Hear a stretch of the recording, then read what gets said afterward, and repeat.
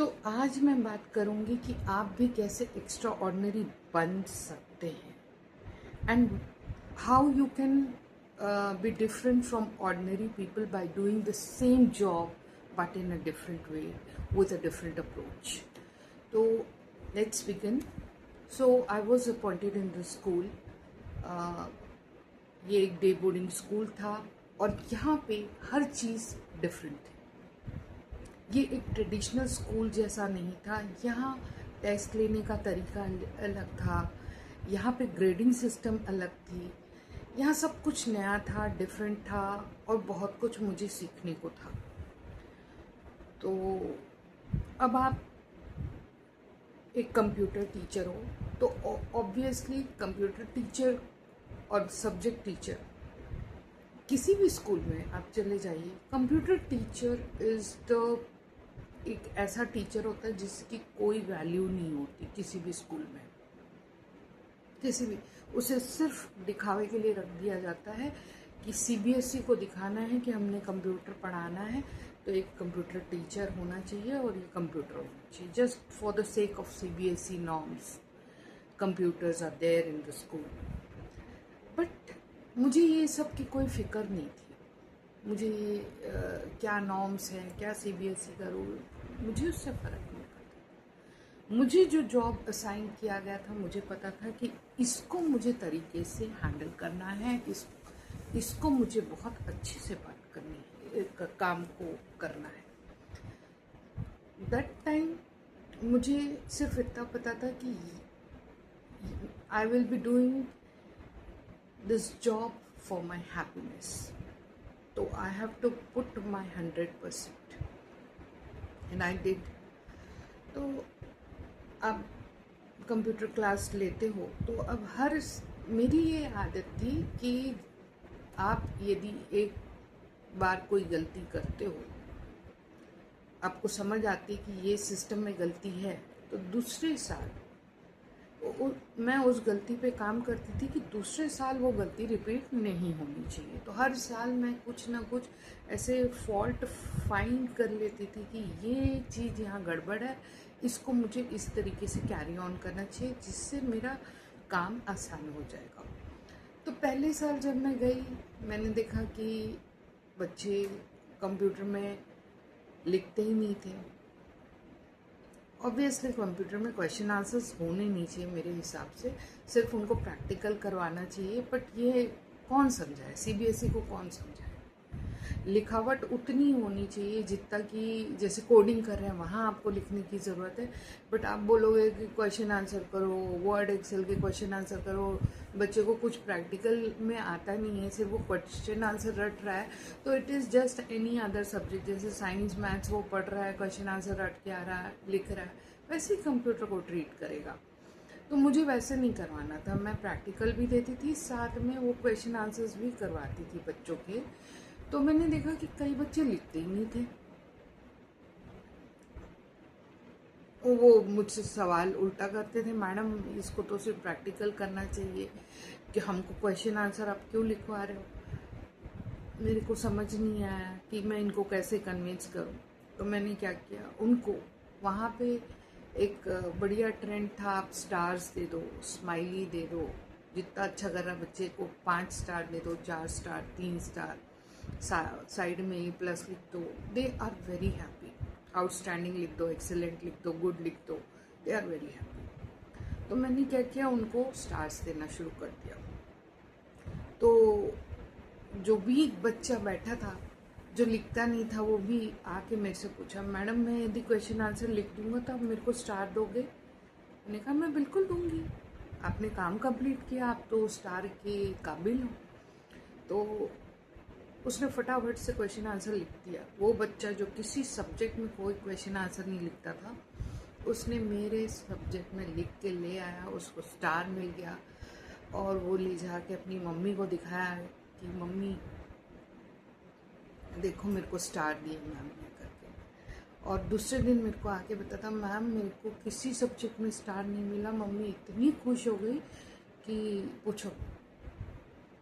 So what we want actually, एक school में एक पेरेंट बच्चों को क्यों भेजता है, वो अपने बच्चों की ग्रोथ देखना चाहता है, इसीलिए भेजता है। तो बताइए कि आपका बच्चा ग्रो कर रहा है, he is learning, he is doing something, she is doing something, ये आपको बताना पड़ेगा पेरेंट को।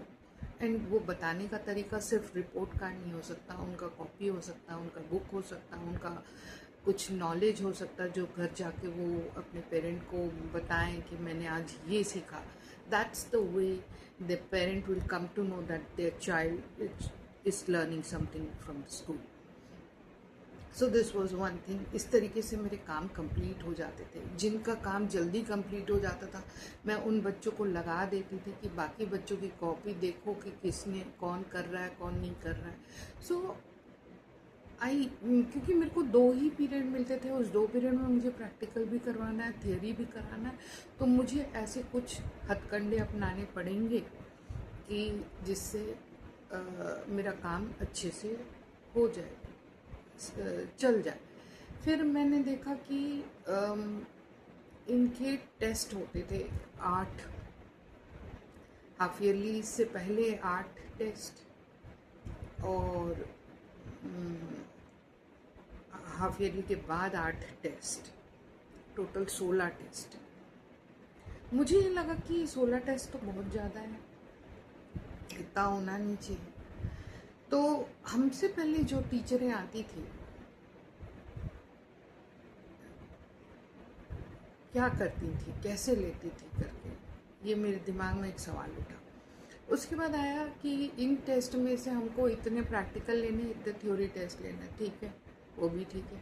मैंने प्रैक्टिकल जब लिया तो अब कुछ मशीनें ख़राब हैं, बच्चे बैठे हैं, प्रैक्टिकल का एग्ज़ाम दे रहे हैं, इतने बच्चे 30 बच्चे हैं मान लीजिए, 40 मिनट में सबका टेस्ट लेना है। कहाँ से हो पाएगा, कैसे ले पाएंगे? कुछ एक आपने 3 क्वेश्चन भी दिया है उनको करने के लिए, तो कैसे हो पाएगा ये टेस्ट करके? तो बहुत दिक्कत हो गई मेरे को। पहले दिन तो वो 1 घंटे के ऊपर चला गया वो टेस्ट। कई बच्चे अपना लंच, उनका लंच टाइम चालू हो गया था, मेरा भी लंच था। हम लोग काफ़ी देर से पहुँचे मेस में, तो प्रिंसिपल सर ने पूछ दिया मुझसे, मैम आपको थोड़ा जल्दी लेना पड़ेगा। He was very polite, very decent, the way he used to speak to teachers. बहुत तरीके से बात करते थे कि, और अपनी बात को बहुत तरीके से रखते थे। तो उन्होंने कहा कि मैडम थोड़ा सा जल्दी लीजिए, हो सकता है बच्चों का देखिए लंच मिस हो गया, आपका भी मिस हो गया। मैंने कहा yes sir, next time I will see to it. तो दूसरी बार मैंने क्या सोचा कि क्या किया जाए, थोड़ा पहले ले आया बच्चों को। यदि मेरा 1 पीरियड फ्री है शुरू में, इससे पहले कुछ भी चीज़ ठीक नहीं हो रही थी, मतलब 30 बच्चों को हैंडल करना है। तो मेरी आदत क्या थी, जब पानी सर से ऊपर चला जाता है कि कोई मुश्किल हालात मुझसे नहीं संभल तो मैं चली जाती थी, सीधे अथॉरिटी को बोल देती थी कि सर ऐसी बात है, 30 बच्चों का प्रैक्टिकल हो नहीं पा रहा मेरे से 40 मिनट में। तो उनका ये कहना रहता था कि पिछली वाली टीचर तो ले लेती थी। तो यहाँ ये भी हो सकता है कि देखिए प्रैक्टिकल एग्ज़ाम कैसे होता है इंडिया में सबको पता है, मेरे को मुंह खोलने की ज़रूरत नहीं है, लेकिन सबको पता है। लोग बाग चेहरा देख के प्रैक्टिकल के मार्क्स दे देते हैं, या कोई पहचान देख के मार्क्स दे देते हैं। मुझे वो नहीं करना था, मुझे हर बच्चों से एग्ज़ाम लेना था। मैं भी चाहती तो मेरे को एक पुरानी टीचर की लॉग बुक दे दी गई थी कि ये पुरानी टीचर की लॉग बुक है, आप इनसे देख के कीजिए। तो मुझे नहीं मालूम कि वो टीचर ने कितनी ईमानदारी से काम किया, कितना नहीं किया, मुझे नहीं पता, लेकिन मुझे ईमानदारी से काम करना था, मुझे बच्चों को ईमानदारी से एसेस करना था। फिर मैंने ये बार बार बोलने पे एक सल्यूशन ये निकला कि 15 बच्चे पहले जाएंगे आपके क्लास में और फिर बाकी के 15 बाद में जाएंगे। जब उनका हो जाएगा आप 5-5 को वापस भेजिए, 5-5 को बुलाइए, ऐसा। तो वो किसी तरीके से वो चीज़ हैंडल हो गई थी। अथॉरिटी ने भी समझा कि जब ये सही तरीके से कर रही है, क्योंकि अथॉरिटी को भी पता रहता है कि प्रैक्टिकल एग्ज़ाम्स कैसे होते हैं, बट ये अपनी तरफ से पूरी मेहनत करके जब ये प्रैक्टिकल ले रही हैं तो हमें इनकी हेल्प करनी चाहिए। तो उन्होंने काफ़ी मदद की। उन्होंने बताया मुझे कि आप इस तरीके से लीजिए, इससे आपको भी परेशानी नहीं होगी और बच्चों को भी नहीं होगी, और एक आध मशीन ख़राब भी हो गई तो भी हैंडल हो जाएगा, और कोई टीचर संभाल लेगा या दूसरे टीचर की क्लास में से बच्चों को लेके आइए और करवाइए। तो इस तरीके से वो टेस्ट वाली गुत्थी तो सुलझ गई, प्रैक्टिकल एग्ज़ाम वाली। उसके बाद आया कि इतने सारे exam, 16 plus half yearly plus annual, total 10 exams, नहीं 8, 16, 17, 18 एग्ज़ाम। हर एक के लिए क्वेश्चन पेपर प्रिपेयर करना, इवन आप प्रैक्टिकल एग्ज़ाम ले रहे हो तो भी प्रिपेयर करना है आपको। मेरे को अंदर से लग रहा था कि मैं 2-2 पीरियड ले रही हूँ हफ्ते में, और उसमें मेरे को 16 टेस्ट लेने हैं बच्चों के। बहुत ज़्यादा है, बहुत ज़्यादा है। मतलब आप देखोगे ना, स्कूल का जैसे सेशन शुरू होता है तो खाली पढ़ाई नहीं होती है, कहीं कभी 15 अगस्त आ गया, कभी एनुअल डे आ गया, कभी कुछ आ गया, कभी त्यौहार आ गए, छुट्टी हो गया, विंटर ब्रेक हो गया, समर ब्रेक हो गया। तो मुझे तो जब मैंने बोला कि सर इतने टेस्ट तो बहुत ज़्यादा है, मैंने जाके बोल दिया। उन्होंने कहा पिछली वाली मैडम को कोई प्रॉब्लम नहीं थी, वो तो ले लेती थी, आपको ही सब में प्रॉब्लम हो रही है। मैंने कहा सर आप खुद ही देखिए ना कि कितने क्लास ले रही हूँ, मैं पढ़ा पा रही हूँ क्या? मैं पूरा, भाई कोर्स कंप्लीट होगा तब तो आप टेस्ट लोगे, आप ऐसे तो टेस्ट नहीं लोगे। और पढ़ा रहे हो तो अच्छे से पढ़ाओ, नहीं तो मत पढ़ाओ। तो बार बार मैंने कहा उतने फिर मेरे को कॉपीज चेक करने पड़ेंगे यदि थ्योरी टेस्ट ले रहे हैं। तो प्रैक्टिकल में भी आपको चेक करना पड़ता है कि बच्चों ने प्रैक्टिकल कैसे परफॉर्म किया है, फिर उससे वाइवा लेना, ये सब इजी नहीं होता। इवन आप जो बोर्ड के प्रैक्टिकल वाइवा होते हैं वो एक एक्सटर्नल रहता है, एक इंटरनल रहता है, काफ़ी एक दूसरे मेल जोल मिला के वो 30 नंबर मिल जाते हैं बच्चों को, लेकिन बहुत कम जगह आप ईमानदारी से ये सब एग्ज़ाम होते हैं। तो ये ईमानदारी के पथ पे चलने में ना बहुत तकलीफ़ हो जाती है, बहुत तकलीफ़। क्योंकि आप जरा भी गलती करते हो कि चलो यार ऐसे ही बिना इसके ग्रेड दे देते, आपका मन नहीं मानेगा, आपका मन बोलेगा कि आप गलत कर रहे हो, धिक्कार है आप पे कि आप ऐसी बड़ी गलती कर रहे हो बच्चों के भविष्य के साथ। तो मेरे को वो मेहनत जो मैं करती थी वो एक तरीके से उसी में सुकून मिलता था। जैसे यदि मैं कुछ सोचती भी थी, मेरे दिमाग में यदि ये विचार आया कि अरे यार छोड़ो ऐसे ही दे देते हैं ग्रेड, वो जमता नहीं था। वो ऐसा लगता था कि आप अपने काम के साथ मक्कारी कर रहे हो। तो ये चीज़ हो गई। तो मैंने जाके बोलना शुरू कर दिया, बहुत सारे हैं, इतने बच्चे हैं, ये 30 कॉपी चेक करनी है, और मेरे को थ्योरी टेस्ट लेने से पहले उनकी कॉपियाँ भी चेक करनी है, तभी तो मैं टेस्ट लूँगी। तो जब मैंने रखा अपनी बातों को, उनको भी समझ में आया, और फिर उनको ये लगने लगा कि पिछली मैडम ने कैसे ये सब हैंडल कर लिया। वो तो कभी आई भी नहीं, कुछ बोली भी नहीं, लेकिन इन्होंने अपनी जो मुश्किलात हैं हमारे सामने रखी, और फिर उनको उस पे काम करना पड़ा। उन्होंने टेस्ट भी कम कर दिया मेरे लिए, 8 से सीधे 5 कर दिया। तो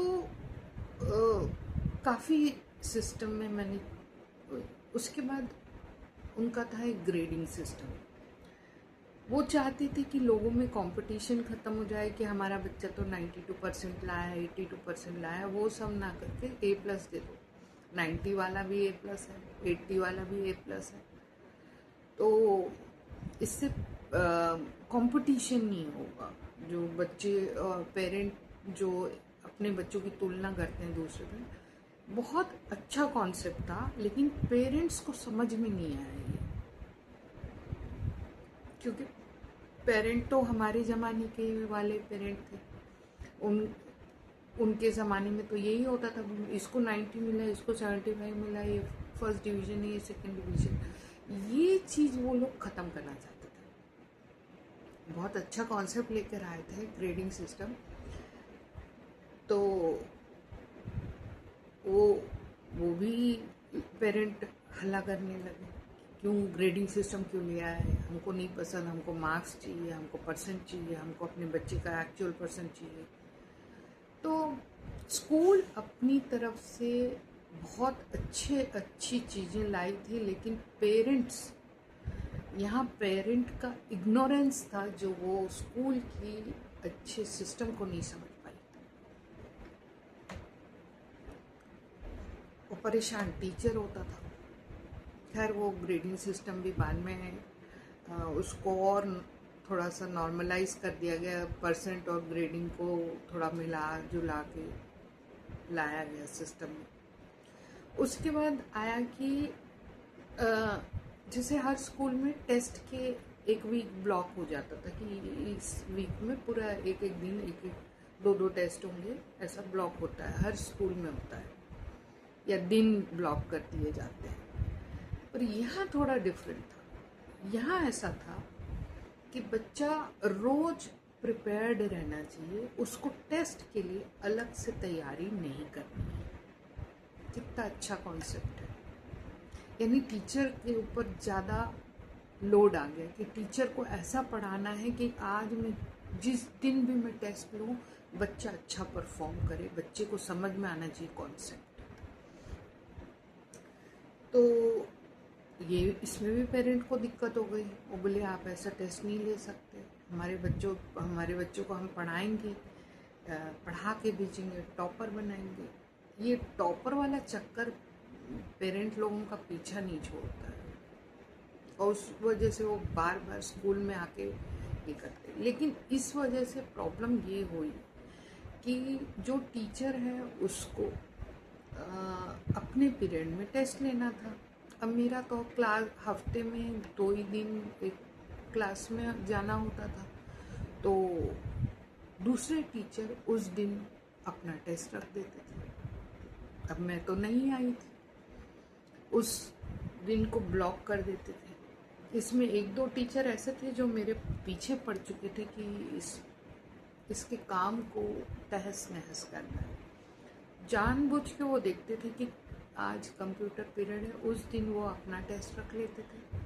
और उस रूल भी यही था कि एक दिन में बच्चा एक ही टेस्ट देगा, यानी मेरे सब्जेक्ट का दे नहीं सकता वो। फिर मैंने उन टीचरों से जाके मुलाकात की, कहा कि भैया मेरे 2 ही पीरियड हैं इस क्लास में, उसमें भी एक दिन त्यौहार आ गया, दूसरे दिन आपने बुक कर लिया है टेस्ट के लिए, तो वो दिन मुझे दे दीजिए।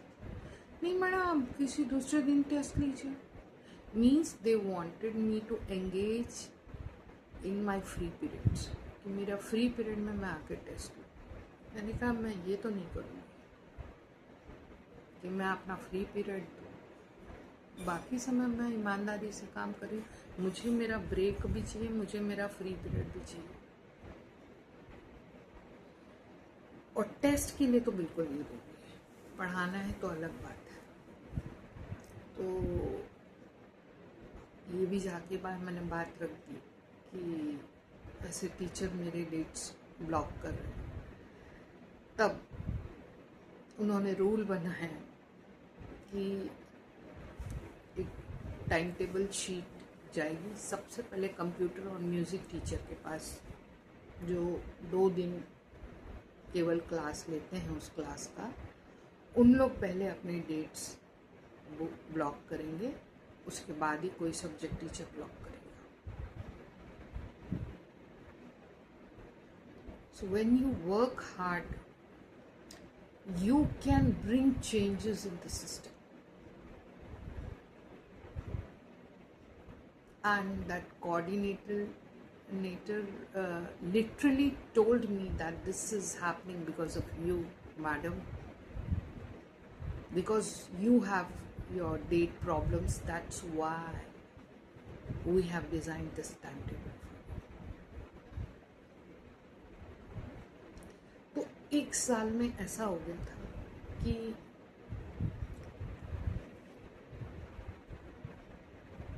being a simple computer teacher, सबकी नज़र में आ गया था आपका काम करने का तरीका। बहुत फास्ट मैं सिलेबस कंप्लीट करती थी, सब कुछ करती थी। तो पहले साल ऐसा गुजरा, बहुत सारी चीज़ों पे सिस्टम में जहाँ मेरे को खामियां दिखी, मैं जा के बोलती थी ये प्रॉब्लम है, ये प्रॉब्लम है, एंड वो काफ़ी सपोर्ट करते थे। फिर ऐसा हुआ कि एक बार हमारे स्कूल से कंप्यूटर कंपटीशन के लिए बाहर दूसरे स्कूल में inter school intra school competition हो रहे थे, दूसरे स्कूल में जाना था और पार्टिसिपेट करना था। तो प्रिंसिपल सर बोले हमारा कंप्यूटर डिपार्टमेंट, तो मेरे को आए 1 या 2 महीने ही हुआ होगा, तब की बात है। उतना वो नहीं है, अच्छा नहीं है कि हम कंपटीशन में भेजें अपने बच्चों को करके। क्या हम भेज सकते हैं मैडम? He asked me. मुझे 2 ही महीने हुए थे ज्वाइन किए। मैंने कहा कि हाँ सर। तो वो बोले कि आप क्या 2 बच्चे सेलेक्ट कर लोगे भेजने के लिए? मैंने कहा ठीक है, कर लेंगे। अब देखिए, आप जब नए आए रहते हैं, आपको पता ही नहीं कौन सा बच्चा क्या है। अब इतने बच्चे बैठे थे उस लैब में, सब अपना प्रेजेंटेशन प्रिपेयर करके। तो मुझे उन पूरे भीड़ में से 2 बच्चों को सेलेक्ट करना था और डीपीएस में होने वाला था ये कंपटीशन। तो मैंने कहा कि इतने बच्चों का देख के आप कंफ्यूज भी हो जाते हैं, लेकिन मैंने अपना दिमाग काम रखते हुए मैंने कहा कि बेहतरीन से बेहतरीन सेलेक्ट करना है और भेजना है।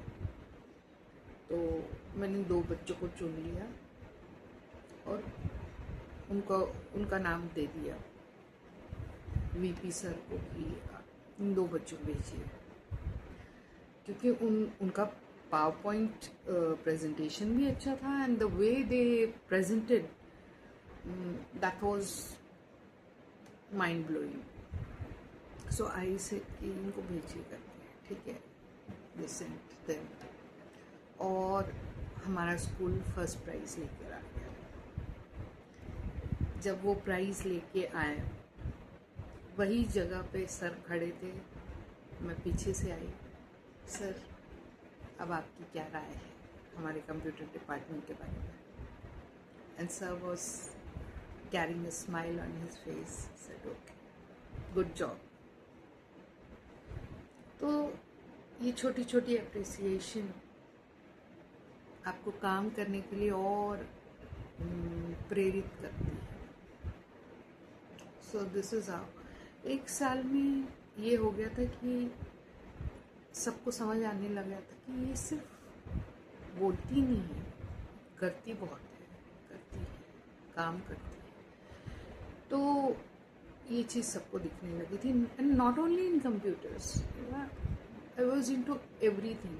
अदर कोई 15 अगस्त का प्रोग्राम है, कुछ है, सब जगह मेरी प्रेजेंस थी, रहती थी। तो इससे क्या हुआ कि जो स्कूल की पुरानी टीचर हैं, उनको ये सब अलार्मिंग लगा। उनको लगा कि ये अभी आई है और ज़्यादा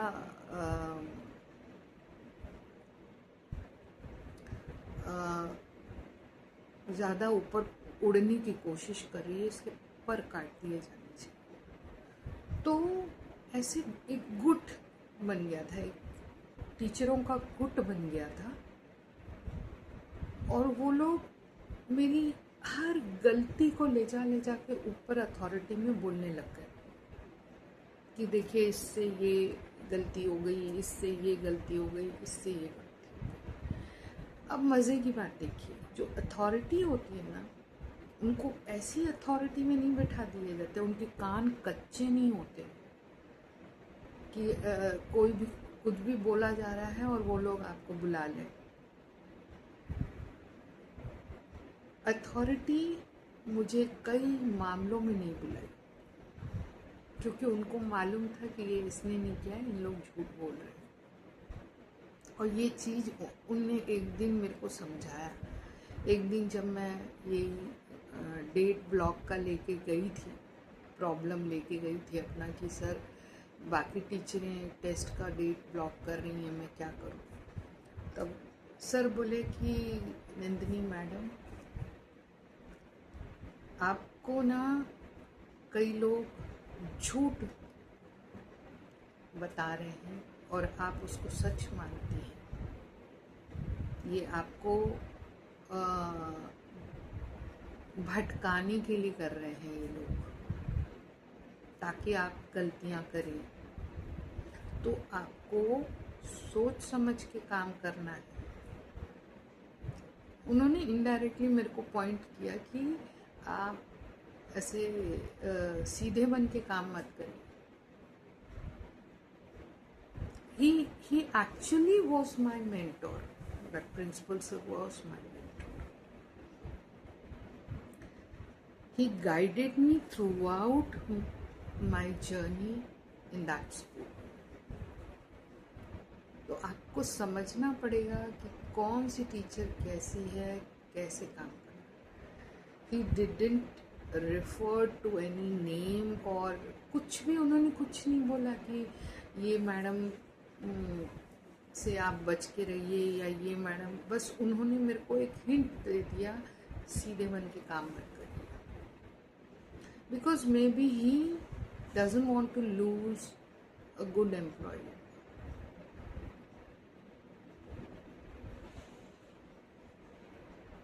तो तब बहुत सीधे थे हमको फिर जब टीचरों ने देखा कि अथॉरिटी तो कुछ नहीं करेगी, तो उन्होंने डायरेक्ट मेरे को बुला के, मैडम देखिए आपकी ये गलती हो गई, अब पेरेंट आपकी बजाएगा, ये मतलब उनको बड़ा मज़ा आता था ये सब करने में।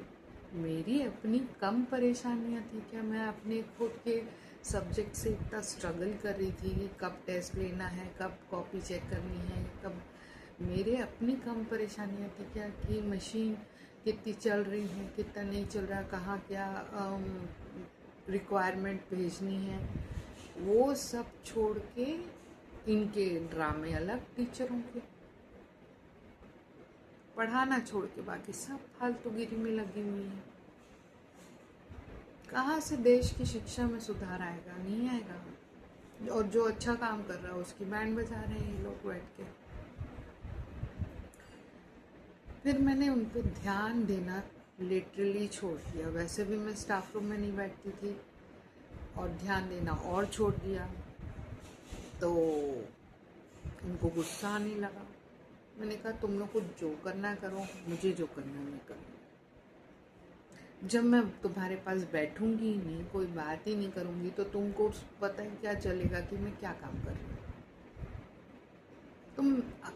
मेरा पूरा फोकस सिर्फ और सिर्फ मेरे सब्जेक्ट में आ गया। मेरे बच्चे, मेरे सब्जेक्ट, मेरे को जैसा हैंडल करना वो मैं देखती थी।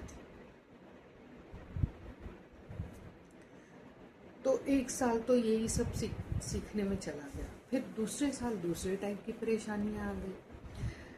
वो शायद मैंने फर्स्ट ईयर में इग्नोर कर दिया, वो वाली परेशानी फर्स्ट ईयर में भी थी कि कई बच्चे आधे साल तक स्कूल कंप्यूटर बुक नहीं खरीदते थे।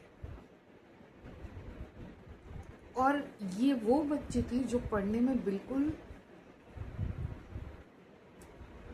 नहीं पढ़ा करते थे, पढ़ाई ही नहीं करते थे, उनके पास बुक भी नहीं है। आदमी के पास जब बुक रहती है ना और मैडम पढ़ा रहे हैं तो कम से कम वो उस बुक को देख के कुछ उनमें इच्छा जागृत होगी।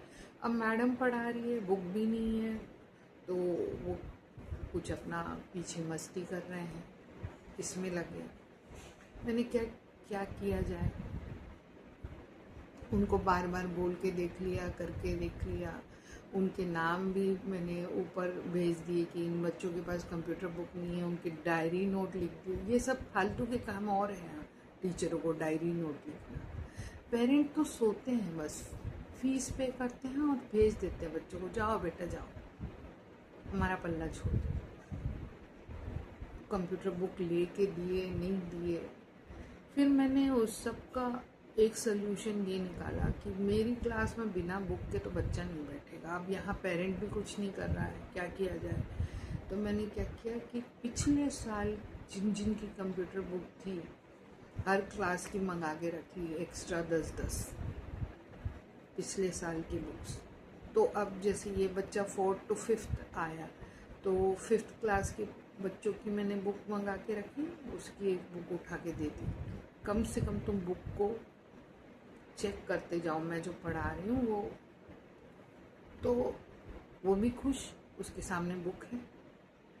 इस तरीके से उसका सल्यूशन निकाला। तो हर साल कुछ ना कुछ नया।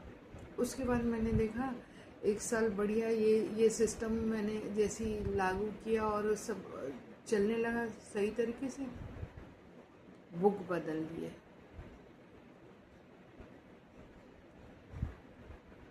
मुझसे पूछा गया मैडम इतने पब्लिकेशंस के बुक हैं, आप रिकमेंड कीजिए कौन सा बुक चाहिए। मैंने कहा कोई भी बुक डाल दीजिए सर, पढ़ाना मुझे है कि मैं जितना रहेगा उससे ज़्यादा ही पढ़ा दूँगी, तो उससे कोई मेरे को कोई फ़र्क नहीं पड़ता बुक से।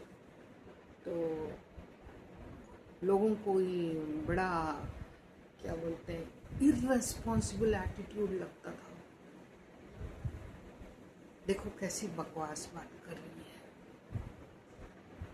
Book is such an important thing, of course it is important for physics and maths.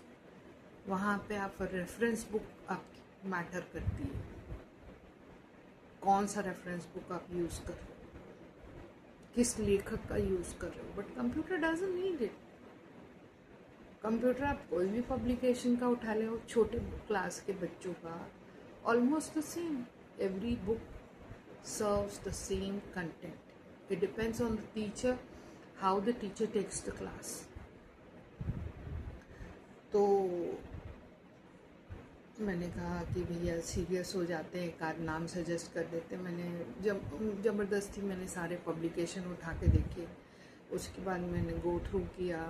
ये एक फालतू का काम बढ़ गया था मेरे को। उसके बाद मैं बोली कि सर ये बुक सही लग रही है मेरे को, इसमें प्रैक्टिकल ज़्यादा है, थियोरी थोड़ा कम है। क्योंकि वो रीज़न भी पूछते हैं, आपने ये बुक चुना तो क्यों चुना, ये बुक नहीं चुना तो क्यों नहीं चुना, पुरानी बुक में क्या प्रॉब्लम थी।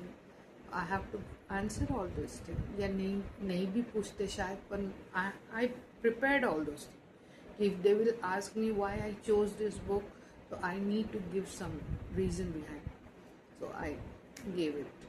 तो इस तरीके से जो था, जो मेरा काम था, मैंने उसको ऑर्डिनरी कंप्यूटर टीचर की भांति कभी नहीं परफॉर्म किया कि बुला दिए, बैठा दिए, प्रैक्टिकल करने, उसके बाद बता भी नहीं रहे क्या करना है, and then the kids are playing solitaire.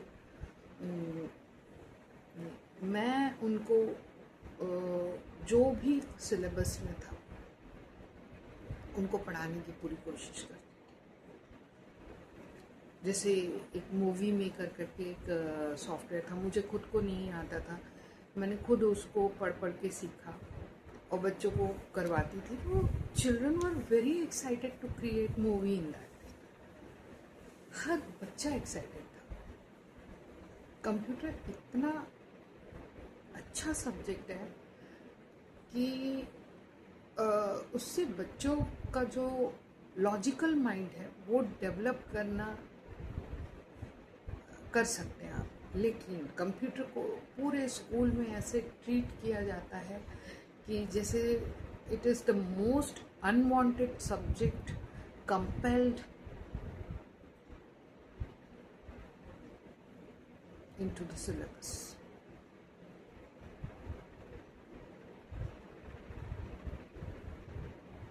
उसके बाद क्यू बेसिक था जिसमें थोड़ी बहुत कोडिंग समझ आते थे। मुझे बहुत मज़ा आता था कोडिंग पढ़ाने में।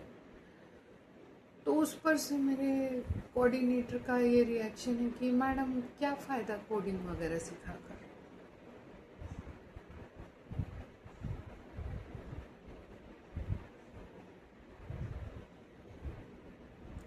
बहुत गुस्सा आया मुझे, अंदर ही अंदर क्रोध आया कि मेरी मेहनत पे ये पानी फेरने वाले तो यही कोऑर्डिनेटर्स ही हैं। मेरे को अच्छा लग रहा है, मैं सिखा रही हूँ इतने बच्चों को लॉजिक बिल्ड करना, and you people are telling me कि इसका फ़ायदा क्या है। इसका फ़ायदा ये है कि ये बच्चे बड़े होके आपके जैसे फालतू सोच नहीं रखेंगे। बट ये मैं उनके मुंह पे नहीं बोल सकती थी because he was sitting on my head.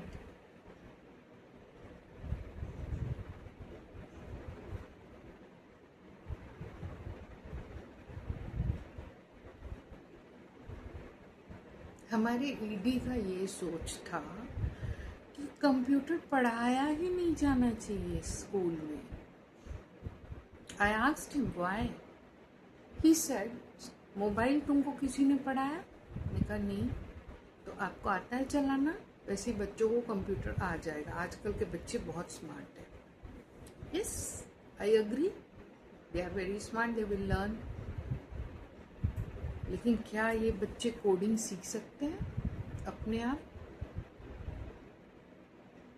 But wait, whom I'm talking about coding and all, about building logical mind and all. I was just wasting my time. मैं चुप रह गई। मेरे पास कोई रीज़न नहीं था। जहाँ इस तरीके से एक सब्जेक्ट को निचला दर्जा दे दिया जाता है, वहाँ टीचर कितने ही हाथ पैर मार ले, कुछ नहीं हो सकता।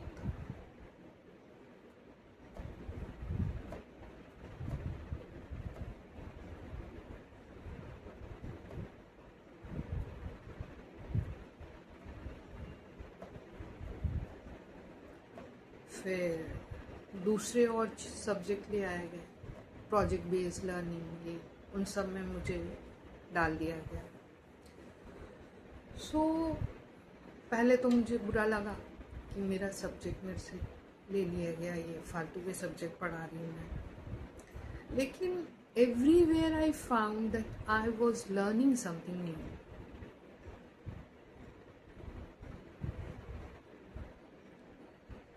लर्निंग ये था कि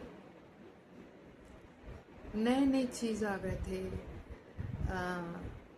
कुछ इंजीनियरिंग के रोबोटिक्स इंजीनियरिंग, ये सब चीज़ें इंट्रोड्यूस कर दिए गए थे, ये सब्जेक्ट इंट्रोड्यूस कर दिया गया था स्कूल में। But I felt okay, these are good, but you cannot replace computer by these things. Computer is also a must. खैर धीरे धीरे हम सब चीज़ में ढल गए, सब चीज़ करने लगे। फिर एक टाइम आता है, आप कितने एक्स्ट्रॉर्डनरी हो, ऑर्डिनरी हो, कोई फ़र्क नहीं पड़ता।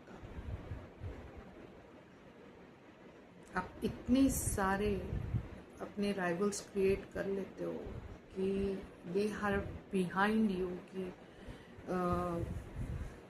यदि आप अच्छा काम कर रहे हो, ईमानदारी से कर रहे हो, लोगों को बिल्कुल पसंद नहीं आएगा। They will be like,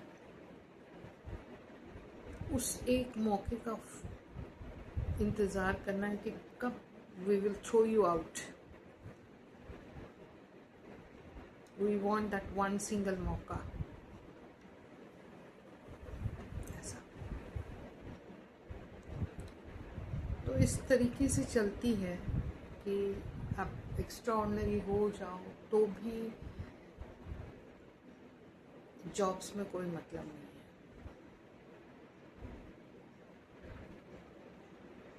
So what you should do when you are extraordinary, you just need to get out of that job, leave that job,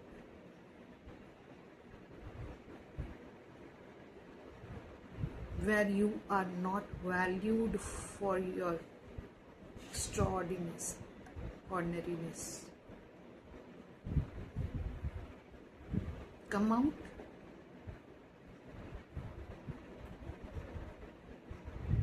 and then find out the way where you can exhibit your yes come exhibit all your talents.